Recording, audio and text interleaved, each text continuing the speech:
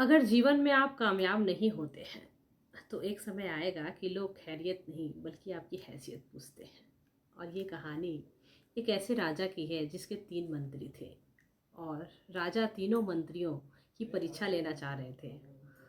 और उन्होंने उनसे उन तीनों मंत्रियों से राजा ने कहा कि तुम तीनों 1 घंटे के अंदर बगीचे से फल लेकर आओ। और उसे बड़े बड़े थैले दे दिए। और पहला मंत्री जो था वो बगीचे गया और बगीचे से पके पके फल बहुत अच्छे उसने राजा के लिए भरे, जिसमें से उसका थैला जो है वो 60% ही भरा। और दूसरा मंत्री जो था वो थैला भरने के लिए बहुत सारे फल उसमें भरे, जिसमें से कुछ सड़े गले, कुछ कटे, कुछ पक्षियों के जूठे वाले भी फल थे।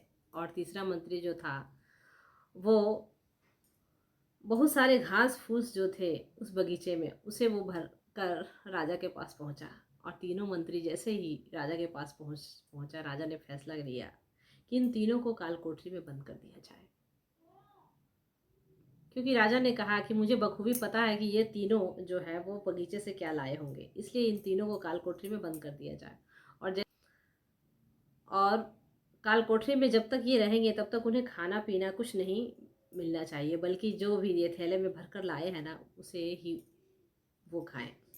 कहानी सिर्फ राजा और मंत्री की नहीं है, बल्कि ये कहानी हमारी और आपकी है कि ऊपर जो बैठे हैं ना सबसे बड़े राजा यानी हमारे भगवान, उन्होंने हमें समय दिया है कि हम अपने लाइफ में कुछ कर सकें, आगे बढ़ सकें और अपने आप को एक मौका दें और अपने आप को कुछ बनने का अवसर दें।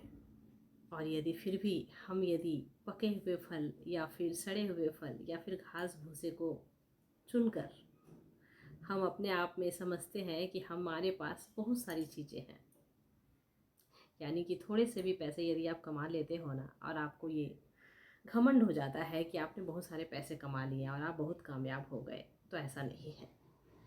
इसलिए आप समय रहते ना अपने आप को एक काबिल इंसान बनाएं, ऐसे मुकाम पर आप पहुंचाएं अपने आप को जहाँ से लोग आपकी खैरियत नहीं बल्कि सिर्फ आपकी हैसियत पूछेंगे। और उस समय आपको शर्मिंदगी नहीं बल्कि फ़ख्र महसूस होगा, हाँ, अपने मेहनत पर।